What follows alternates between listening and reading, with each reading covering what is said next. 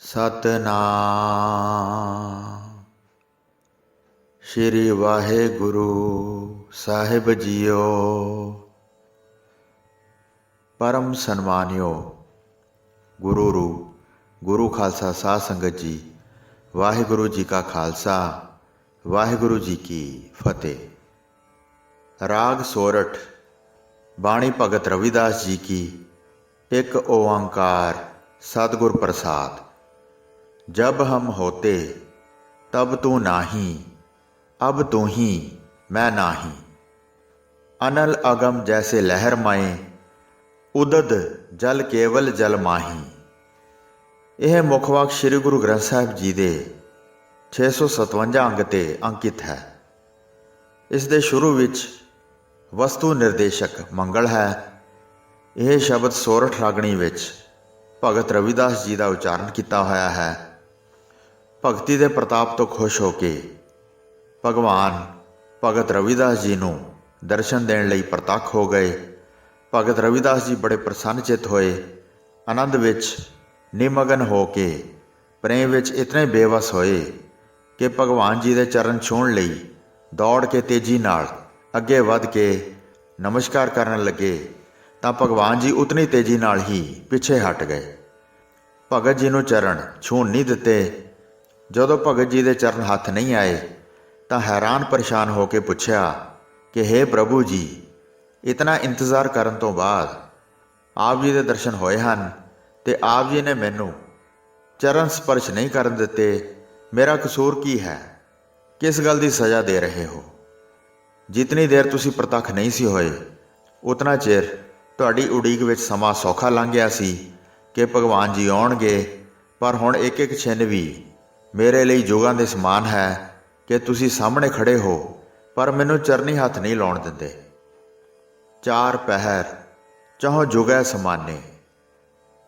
ਤਾਂ ਪ੍ਰਭੂ ਜੀ ਨੇ ਹੱਸ ਕੇ ਉੱਤਰ ਦਿੱਤਾ, ਜਿਸ ਉੱਤਰ ਵਿੱਚ ਬ੍ਰਾਹਮਣ ਦੇ ਪਾਏ ਹੋਏ ਭੁਲੇਖੇ, ਜਾਤੀ ਪਾਤੀ ਦਾ ਵਿਤਕਰਾ ਜੋ ਭਗਤ ਰਵਿਦਾਸ ਜੀ ਦੇ ਸਮੇਂ ਜ਼ੋਰਾਂ 'ਤੇ ਸੀ, ਇਸ ਜਾਤੀ ਵਿਤਕਰੇ ਨੂੰ ਖਤਮ ਕਰਨ ਲਈ ਪ੍ਰਭੂ ਜੀ ਨੇ ਇੱਥੇ ਇੱਕ ਐਸਾ ਕੌਤਕ ਕੀਤਾ ਤੇ ਕਹਿਣ ਲੱਗੇ, ਰਵਿਦਾਸ ਤੂੰ ਚਮਾਰ ਹੈ। ਜੇ ਤੂੰ ਮੇਰੇ ਚਰਨ ਸਪਰਸ਼ ਕੀਤੇ ਤਾਂ ਮੈਂ ਭਿੱਟਿਆ ਜਾਵਾਂਗਾ, ਇਸ ਲਈ ਪਿੱਛੇ ਹਟਿਆ ਹਾਂ। ਇਹ ਬਚਨ ਪ੍ਰਭੂ ਜੀ ਨੇ ਕੌਤਕ ਨਿਮਿਤ ਹੀ ਕਹੇ ਸਨ। ਇਹ ਬਚਨ ਸੁਣ ਕੇ ਉੱਤਰ ਵਿੱਚ ਭਗਤ ਰਵਿਦਾਸ ਜੀ ਨੇ ਇਹ ਅੰਮ੍ਰਿਤ ਬਚਨ ਉਚਾਰਿਆ, ਜਿਸ ਦਾ ਅਰਥ ਰਹਾਉ ਵਾਲੀ ਤੁਕ ਤੋਂ ਸ਼ੁਰੂ ਹੁੰਦਾ ਹੈ। ਮਾਧਵੇ ਕਿਆ ਕਹੀਐ ਭ੍ਰਮ ਐਸਾ, ਜੈਸਾ ਮਾਨੀਐ ਹੋਏ ਨਾ ਤੈਸਾ। ਰਹਾਉ। ਹੇ ਮਾਧਵੇ ਭਾਵ ਹੇ ਮਾਇਆ ਦੇ ਪਤੀ, ਆਪ ਜੀ ਨੇ ਇਹ ਜੋ ਬਚਨ ਕੀਤਾ ਹੈ ਕਿ ਸਪਰਸ਼ ਕਰਨ ਲਈ ਭਿੱਟ ਚੜ੍ਹ ਜਾਏਗੀ, ਇਹ ਤਾਂ ਆਮ ਸੰਸਾਰੀ ਜੋ ਭਰਮ ਦੇ ਅੰਧੇਰੇ ਵਿੱਚ ਹਨ ਉਹਨਾਂ ਦੀ ਭਾਸ਼ਾ ਹੈ। ਆਪ ਅਜਿਹਾ ਭਰਮ ਵਾਲਾ ਸ਼ਬਦ ਕਿਉਂ ਕਹਿ ਰਹੇ ਹੋ? ਤਾਂ ਪ੍ਰਭੂ ਜੀ ਨੇ ਕਿਹਾ, ਭਰਮ ਬਾਰੇ ਜਾਣਦਾ ਹੈ? ਭਰਮ ਕੀ ਹੈ? ਇਸ ਦਾ ਸਰੂਪ ਕੀ ਹੈ? ਤਾਂ ਭਗਤ ਰਵਿਦਾਸ ਜੀ ਨੇ ਕਿਹਾ, ਜੈਸਾ ਮਾਨੀਐ ਹੋਏ ਨਾ ਤੈਸਾ। ਜੈਸਾ ਕਿਸੇ ਵਸਤੂ ਨੂੰ ਮੰਨਿਆ ਹੋਵੇ ਉਹ ਜਿਹੀ ਨਾ ਹੋਵੇ, ਉਸ ਤੋਂ ਉਲਟ ਹੋਵੇ, ਪ੍ਰਤੀਤ ਕੁਝ ਹੋਰ ਹੋਵੇ ਤੇ ਅਸਲੀਅਤ ਕੁਝ ਹੋਰ ਹੋਵੇ, ਸੋ ਭਰਮ ਕਹੀਦਾ ਹੈ। ਅਸਲੀਅਤ ਤੋਂ ਉਲਟ ਦਾ ਨਾਮ ਭਰਮ ਹੈ। ਇਹ ਤੁਸੀਂ ਮੈਨੂੰ ਭਰਮ ਕਿਉਂ ਪਾ ਰਹੇ ਹੋ, ਜਦੋਂ ਕਿ ਮੈਂ ਤੁਹਾਨੂੰ ਆਰਾਧ ਕੇ ਤੁਹਾਡਾ ਹੀ ਰੂਪ ਹੋ ਚੁੱਕਾ ਹਾਂ। ਜਿਤਨੀ ਦੇਰ ਤੱਕ ਮੇਰੇ ਵਿੱਚ ਭਰਮ ਕਰਕੇ ਹੰਕਤਾ ਸੀ, ਉਤਨੀ ਦੇਰ ਤੱਕ ਤਾਂ ਤੁਹਾਡਾ ਮਿਲਾਪ ਹੀ ਨਹੀਂ ਹੋ ਸਕਦਾ ਸੀ। ਜੈਸਾ ਅਗਿਆਨ ਕਾਲ ਵਿੱਚ ਮੰਨੀ ਬੈਠੇ ਸੀ, ਵੈਸਾ ਹੁਣ ਗਿਆਨ ਕਾਲ ਵਿੱਚ ਨਹੀਂ ਹੈ। ਜਬ ਹਮ ਹੋਤੇ ਤਬ ਤੂੰ ਨਾਹੀਂ, ਅਬ ਤੂੰ ਹੀ ਮੈਂ ਨਾਹੀਂ। ਹੇ ਪ੍ਰਭੂ ਜੀ, ਜਦੋਂ ਤੱਕ ਮੇਰੇ ਵਿੱਚ ਹੰਗਤਾ ਆਦਿ ਵਿਕਾਰ ਸਨ, ਉਦੋਂ ਤੱਕ ਆਪ ਜੀ ਮੈਨੂੰ ਪ੍ਰਾਪਤ ਨਹੀਂ ਸੀ। ਹੁਣ ਗਿਆਨ ਅਵਸਥਾ ਵਿੱਚ ਤੁਸੀਂ ਪ੍ਰਾਪਤ ਹੋਏ ਹੋ ਤਾਂ ਮੇਰੇ ਵਿੱਚ ਹੰਗਤਾ ਮਮਤਾ ਆਦਿ ਵਿਕਾਰ ਨਹੀਂ ਹਨ। ਹੁਣ ਮੈਂ ਆਪ ਨਾਲ ਕਾਰਨ ਕਾਰਜ ਦੀ ਤਰ੍ਹਾਂ ਇੱਕ ਰੂਪ ਹੋ ਗਿਆ ਹਾਂ। ਪ੍ਰਭੂ ਜੀ ਨੇ ਬਿਲਾਸ ਲਈ ਕਿਹਾ ਕਿ ਤੂੰ ਅਗਿਆਨੀ ਹੈ।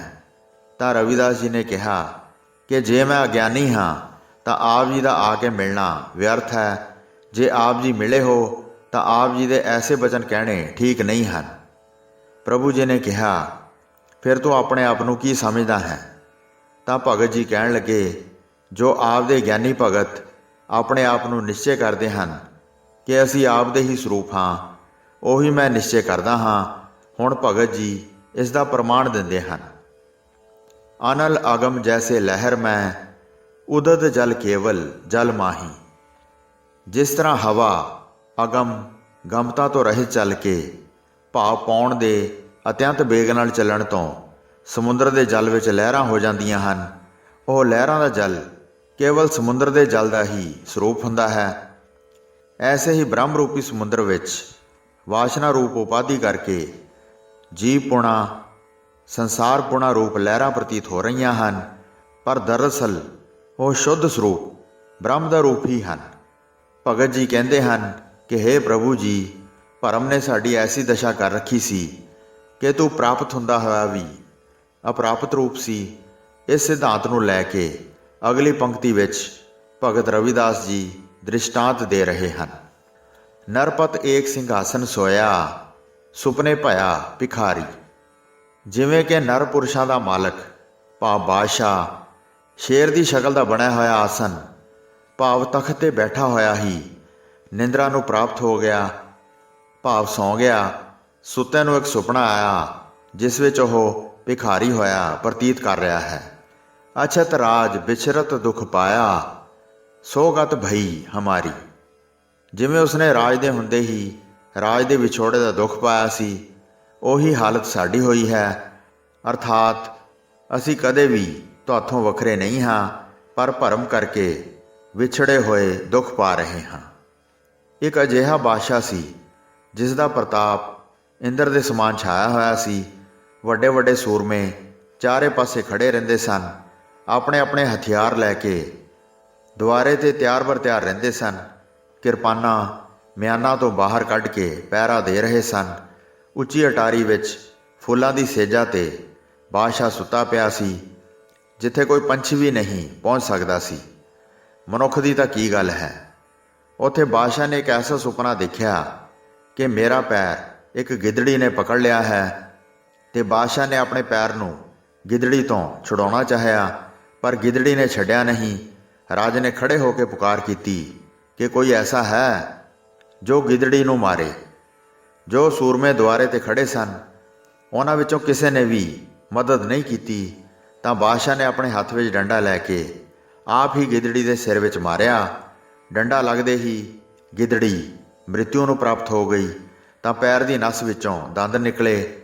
ਦੰਦ ਡੂੰਘੇ ਲੱਗੇ ਸਨ, ਜਿਸ ਕਰਕੇ ਰਾਜਾ ਲੰਗੜਾਉਂਦਾ ਹੋਇਆ ਸੋਟੀ ਦੇ ਸਹਾਰੇ ਵੈਦ ਦੇ ਘਰ ਪਹੁੰਚਿਆ ਤੇ ਵੈਦ ਨੂੰ ਕਿਹਾ, ਮੇਰੇ ਜ਼ਖਮ ਵਾਸਤੇ ਇੱਕ ਫੋਹਾ, ਜੋ ਕਿ ਵੈਦ ਪੁਰਾਣੇ ਸਮੇਂ ਵਿੱਚ ਜ਼ਖਮ ਵਾਸਤੇ ਤਿਆਰ ਕਰਦੇ ਸਨ, ਉਹ ਤਿਆਰ ਕਰੋ ਤਾਂ ਜੋ ਮੇਰਾ ਘਾਵ ਠੀਕ ਹੋ ਜਾਵੇ। ਤਾਂ ਵੈਦ ਨੇ ਕਿਹਾ ਕਿ ਫੋਹਾ ਤਿਆਰ ਨਹੀਂ ਹੈ, ਇੱਕ ਪੈਸਾ ਮੈਨੂੰ ਦੇ ਦਿਓ ਤਾਂ ਮੈਂ ਫੋਹਾ ਤਿਆਰ ਕਰਕੇ ਦੇ ਦਿੰਦਾ ਹਾਂ। ਤਾਂ ਬਾਦਸ਼ਾਹ ਸੋਟੀ ਦੇ ਸਹਾਰੇ ਉੱਠਿਆ, ਜਿਸ ਕੋਲ ਦੇਣ ਵਾਸਤੇ ਇੱਕ ਕੌਡੀ ਵੀ ਨਹੀਂ ਸੀ। ਹੌਂਕਾ ਲੈ ਕੇ ਬੇਵਸ ਹੋ ਕੇ ਕਿਹਾ ਕਿ ਧਨ ਤੋਂ ਬਿਨਾਂ ਕਿਸੇ ਦੀ ਕੌਣ ਬਾਤ ਪੁੱਛਦਾ ਹੈ। ਜੇ ਮੈਂ ਧਨੀ ਹੁੰਦਾ ਤਾਂ ਵੈਦ ਆਪ ਚੱਲ ਕੇ ਮੇਰੇ ਘਰ ਆਉਂਦਾ, ਮੈਨੂੰ ਨਿਕੰਮਾ ਕੰਗਾਲ ਜਾਣ ਕੇ ਟਾਲ ਦਿੱਤਾ। ਇਸ ਲਈ ਕਿਸੇ ਨੂੰ ਦੋਸ਼ ਨਹੀਂ। ਬਿਨਾਂ ਸਵਾਰਥ ਤੋਂ ਕੋਈ ਕਿਸੇ ਦੇ ਕੰਮ ਨਹੀਂ ਆਉਂਦਾ। ਮਾਤਾ ਪਿਤਾ ਸੰਬੰਧੀ ਪੁੱਤਰ ਇਸਤਰੀ ਇਹ ਸਭ ਸਵਾਰਥ ਕਰਕੇ ਹੀ ਪਿਆਰ ਕਰਦੇ ਹਨ, ਸਵਾਰਥ ਤੋਂ ਬਿਨਾਂ ਦੇਖਣਾ ਵੀ ਨਹੀਂ ਚਾਹੁੰਦੇ। ਜਿਸ ਬੱਚੇ ਨੂੰ ਮਾਤਾ ਪਿਤਾ ਗੋਦ ਵਿੱਚ ਲੈ ਕੇ ਪਿਆਰ ਕਰਦੇ ਹਨ, ਭਰਾ ਜੱਫੀਆਂ ਪਾ ਕੇ ਪਿਆਰ ਕਰਦੇ ਹਨ, ਅਗਰ ਉਸ ਨੂੰ ਕੋਹੜ ਹੋ ਜਾਵੇ ਤਾਂ ਉਸ ਪਾਸੇ ਵੱਲੋਂ ਆਉਂਦੀ ਹਵਾ ਤੋਂ ਵੀ ਸੰਕੋਚ ਕਰਦੇ ਹਨ ਕਿ ਕਿਤੇ ਸਾਨੂੰ ਬਿਮਾਰੀ ਨਾ ਲੱਗ ਜਾਵੇ।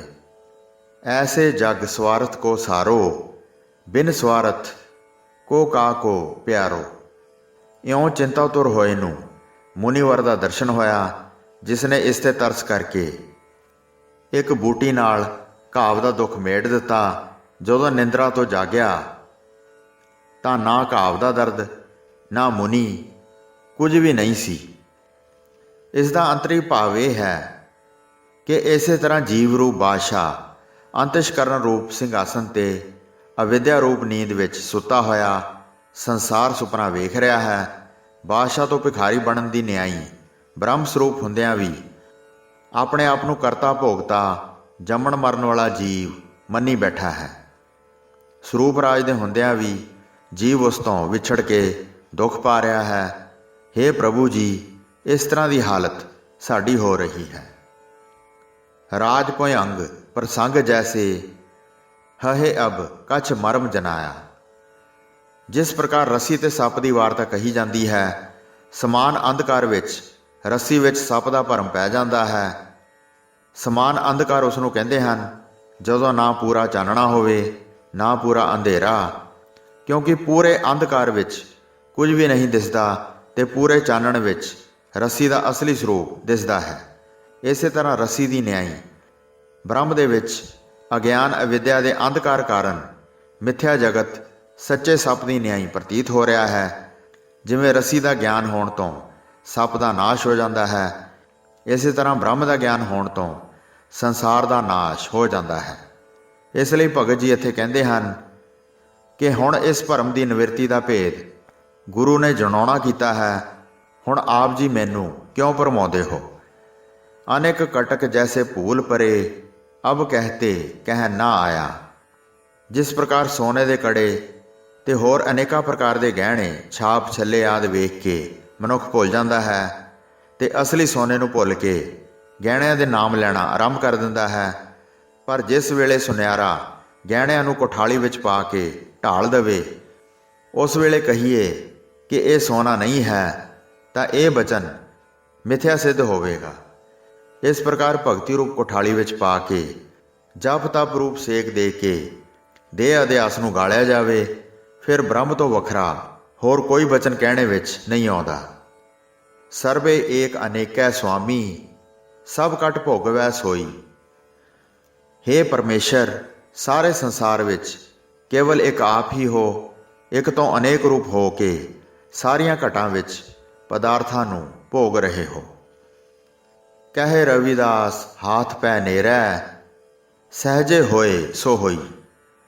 ਮੁੱਢ ਵਿੱਚ ਜੋ ਪ੍ਰਸੰਗ ਸ਼ੁਰੂ ਹੋਇਆ ਸੀ, ਉਸ ਦੀ ਸਮਾਪਤੀ ਕਰਦੇ ਹੋਏ ਭਗਤ ਰਵਿਦਾਸ ਜੀ ਕਹਿੰਦੇ ਹਨ ਕਿ ਹੇ ਪਰਮੇਸ਼ਰ, ਮਨ ਰੂਪੀ ਹੱਥ ਦੇ ਪੈਣ ਨਾਲ ਤੁਸੀਂ ਸਾਡੇ ਨਜ਼ਦੀਕ ਤੋਂ ਨਜ਼ਦੀਕ ਹੋ, ਭਾਵ ਹੱਥਾਂ ਪੈਰਾਂ ਤੋਂ ਵੀ ਨੇੜੇ ਲੱਗਦੇ ਹੋ। ਜੋ ਆਪ ਦੇ ਪਾਣੇ ਵਿੱਚ ਹੁੰਦਾ ਹੈ ਸੋ ਸੁਤੇ ਹੀ ਹੁੰਦਾ ਹੈ। ਪ੍ਰਭੂ ਜੀ ਸੁਣ ਕੇ ਪ੍ਰਸੰਨ ਹੋਏ, ਭਗਤ ਜੀ ਨੂੰ ਛਾਤੀ ਨਾਲ ਲਾਇਆ ਤੇ ਕਹਿਣ ਲੱਗੇ ਕਿ ਇਹ ਤਾਂ ਕੇਵਲ ਬਿਲਾਸ ਲਈ ਹੀ ਕੀਤਾ ਹੈ। ਹੋਈਆਂ ਭੁੱਲਾਂ ਚੁੱਕਾਂ ਦੀ ਖਿਮਾ ਬਖਸ਼ਣੀ ਜੀ। ਦਾਸ ਨੂੰ ਆਗਿਆ ਦਿਓ। ਵਾਹਿਗੁਰੂ ਜੀ ਕਾ ਖਾਲਸਾ, ਵਾਹਿਗੁਰੂ ਜੀ ਕੀ ਫਤਿਹ।